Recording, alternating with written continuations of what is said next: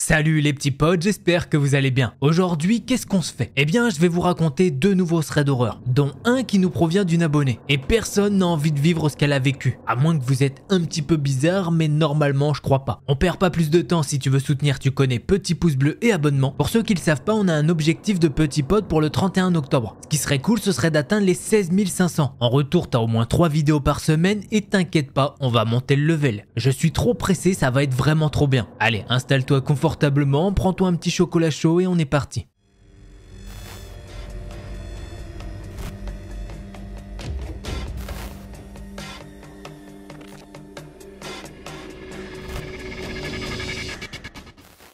L'histoire que je vais vous raconter là, c'est celle de Reddit. Et justement, cette histoire, eh bien, c'est celle de Samantha. Et parfois, je vais l'appeler Sam, et bah comme ça fait un petit peu de changement. Et d'ailleurs, elle qualifie son histoire comme vraiment badante. Et malheureusement, encore aujourd'hui, eh bien, ça l'affecte encore. Et je pense que vous comprendrez pourquoi. Et d'ailleurs, cette histoire, elle s'est passée il y a exactement 2 ans. En la racontant, elle pense que ça peut servir à éveiller la prudence de certains et de certaines. Alors, pour vous mettre dans le contexte, l'histoire se passe le 1er octobre 2020 en pleine période de Covid. À l'époque, Sam a 17 ans et elle vient de quitter la région Île-de-France pour aller dans une ville de province afin de poursuivre ses études. C'est quand même à 4 heures de route de chez ses parents. Alors, naturellement, elle a décidé d'essayer de trouver un appartement. Mais en faisant ses recherches, elle a fait une tête comme ça en voyant les prix. Et du coup, elle a décidé de poser ses valises dans une résidence étudiante toute neuve. En plus de ça, c'est vraiment parfait, la résidence se trouve au cœur d'une zone pavillonnaire plutôt classe. C'est pour les familles aisées, voire même fortunées. Et justement, même si la résidence, eh bien, elle est toute neuve, il y a quand même un sacré contraste. Bon,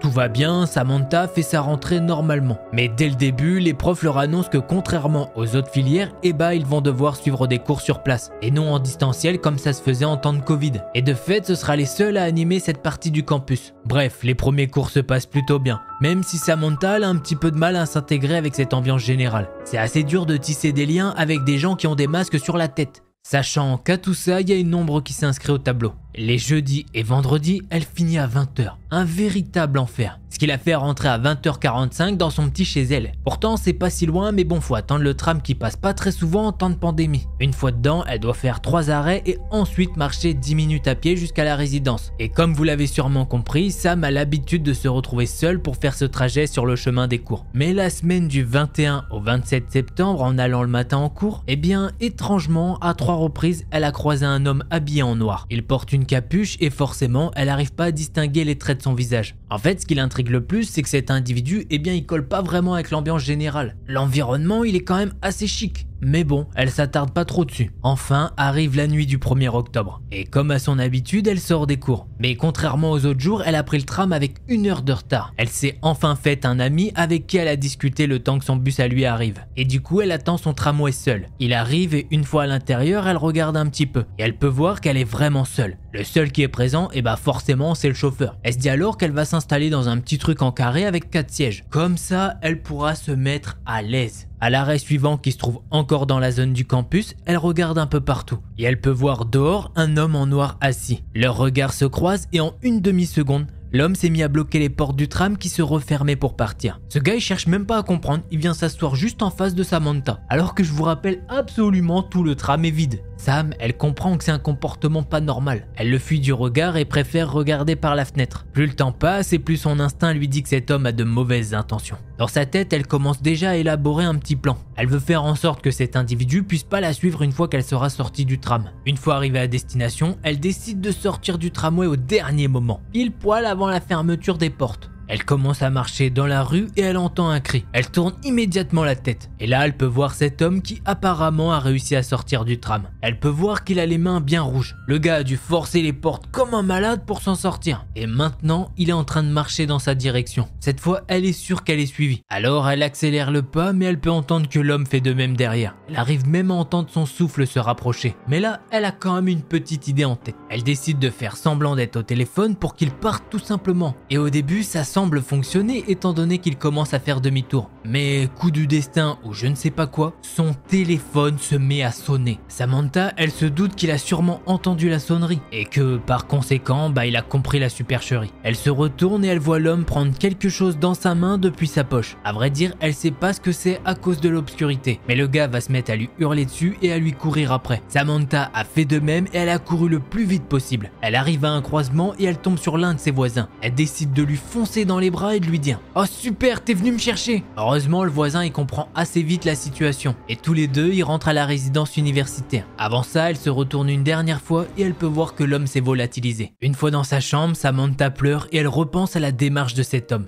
Et bingo, cette démarche, elle la connaît déjà. C'est celle de l'homme qu'elle a croisé plus tôt dans la semaine. Le lendemain, elle cherche pas à comprendre et elle fait une déposition à la police. Dans la journée, on l'appelle pour lui annoncer qu'avec les vidéos de surveillance du tram, ils ont réussi à relever l'identité de cette personne. Il s'agit d'un homme recherché pour agression plus de 18 ans et vol à main armée. Apparemment, ce gars trouvait du plaisir dans le fait d'agresser des jeunes filles aisées ou riches. Tout ça avant de les humilier, avant de les voler. D'où le fait qu'il traînait dans le quartier de Samantha. En entendant ça, ça lui a glacé le sang et elle a pris la décision de rentrer chez ses parents. Apparemment, l'homme a été retrouvé 2 semaines plus tard dans une autre ville et il a agressé une jeune fille dans un magasin. À cause de cette histoire, Samantha elle psychote beaucoup, surtout quand elle croise des hommes à capuche. Et désormais, elle a toujours une bombe au poivre dans son sac à main. Je pense qu'on peut la comprendre, sachant que l'homme il adorait faire ça. Bref, on espère que ce gars est en prison ou soigné pour des maladies mentales. Allez, on va maintenant passer au second thread d'horreur.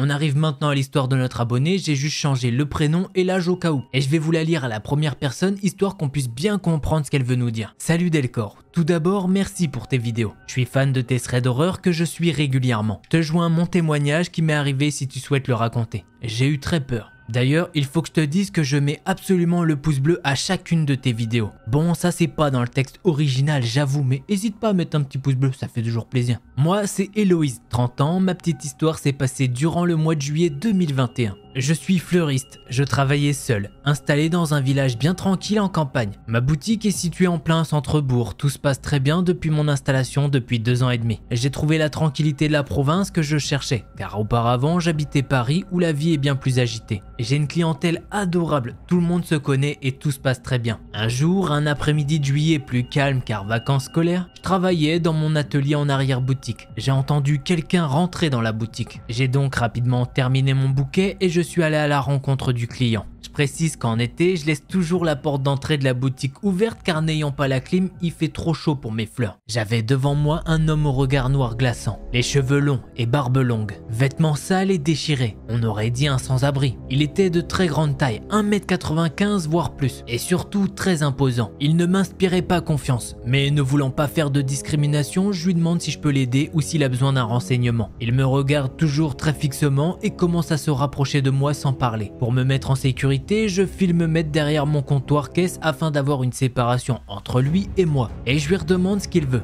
Toujours mutique, il commence à murmurer tout bas des sortes de prières incompréhensibles. On aurait dit qu'il venait d'un autre monde. Il avait un regard de fou. Là, je prends peur vraiment. Je lui demande de partir à plusieurs reprises, que je vais appeler la police. Mais là, il commence à se rapprocher encore, toujours avec ce regard à glacer le sang. Je me mets à crier et à appeler mon voisin le boucher en direction de ma porte d'entrée ouverte pour qu'il m'entende. Il est installé juste à côté de ma boutique. C'est à ce moment-là que l'homme, d'un pas lent, se dirige vers ma porte pour m'enfermer avec lui. Et surtout pour qu'on ne m'entende pas crier à l'aide. Il me regarde et me fait chute du doigt. J'ai très peur à ce moment-là, car il est en train de se diriger vers moi et tente de m'attraper. Par réflexe et par chance, j'ai une petite porte du côté de mon atelier qui donne sur une petite cour et qui permet de se rendre dans les petites rues à côté. Étant fumeuse, je vais fumer dans cette petite cour et je laisse mon jeu de clé sur la porte. J'ai donc couru vers mon atelier pour m'enfuir par cette porte. J'ai quitté ma boutique et j'ai couru en appelant à l'aide chez mon ami le boucher. Tout ça afin de m'y mettre en sécurité. L'individu me suivait. Il est aussi passé par mon atelier et il avait dans ses mains mon couteau de fleuriste, une serpette que j'utilise pour mon travail. La gendarmerie a été appelée par des voisins. Moi, je suis resté en sécurité dans l'atelier du boucher. J'étais terrorisé. Ils ont essayé de l'attraper mais il a pris la fuite. Il a finalement été interpellé dans une rue plus loin. C'était un tel monstre qu'il y avait 6 hommes pour lui pour le maîtriser. Il a reçu 2 coups de taser qui l'ont fait rire de manière démoniaque. Il a été mis en garde à vue puis transféré en urgence psychiatrique. On ne connaît toujours pas ses motivations, malheureusement il refuse de parler. Il s'est avéré, et je l'ai su par les gendarmes par la suite, qu'il y a dans notre village une maison qui pour tout le monde semblait inhabitée car le jardin est en friche. Elle est lugubre, volets toujours fermés et pas du tout entretenue. Eh bien en fait cette maison est bel et bien habitée. Une vieille femme y vit avec son fils. Justement, cet homme. Ils ne sortent jamais, vivant en ermite et selon les dires de certains, la vieille femme enfermerait régulièrement son fils dans leur cave, ayant parfois peur de lui. Après une enquête qui a duré un bon moment, l'homme a été relâché et sa maison n'est pas loin de ma boutique. Nous avons su par contre qu'il avait une obligation de soins psychiatriques. Sachant qu'il est de nouveau dans la nature, moi et mes amis commerçants avons tous mis un système de sécurité dans nos boutiques au cas où. J'ai également acheté une bombe au poivre, on ne sait jamais. Les voisins de cette personne qui pensaient également que cette maison était vide se méfient. En effet, l'homme avait commencé à sortir de plus en plus. Il a été aperçu avec une masse une nuit en pleine rue. Plusieurs plaintes ont été déposées car le manque d'hygiène venant dans la maison fait qu'il y a plein de rats. Bref, c'est la maison de l'horreur. Dans cette histoire, j'ai eu la chance d'avoir pu m'enfuir, sinon je restais enfermé avec cet homme dans ma boutique. Et je sais qu'il m'aurait fait du mal. Un vrai colosse, et moi je ne fais qu'1m60. Alors je bénis cette deuxième issue de sortie et laisse toujours une clé dessus. Je déplore le manque de prise en charge dans cette histoire. Il y a un certain laxisme car l'homme a été relâché très rapidement. Selon la police, comme il ne m'a pas touché physiquement, ils ne peuvent pas faire grand chose. De plus, la boutique est considérée comme un lieu public, donc il n'y a pas d'effraction, tout le monde a le droit de rentrer. Alors que pourtant c'est une personne dangereuse. Nous espérons qu'il ne recommencera pas. J'en ai fait des cauchemars pendant plusieurs jours. Cela m'a terrifié. Moi qui aime les films d'horreur, je ne pensais pas en être la vedette un jour. Merci de m'avoir lu, désolé, elle est un peu longue mais peut-être fera-t-elle un bon petit thread à raconter. Eh bien, je crois que c'est fait. En tout cas, un grand merci à toi de nous avoir partagé ton histoire. N'hésitez pas à dire merci Héloïse dans les commentaires, elle comprendra que c'est pour elle. Et ouais, on peut dire un grand merci à cette issue de secours. Et comme j'ai dit dans la réponse, c'est plutôt cool d'avoir un voisin bouché aussi. Voilà, j'espère que vous avez aimé ces 2 histoires. Si c'est le cas, vous connaissez un petit pouce bleu, ça aide toujours. Et si t'étais pas abonné, eh bien j'espère que cette vidéo t'a convaincu pour le faire. Si jamais tu veux plus de vidéos, je t'invite à aller voir une de ces 2 là. En attendant la prochaine vidéo, portez-vous bien, tous les petits potes.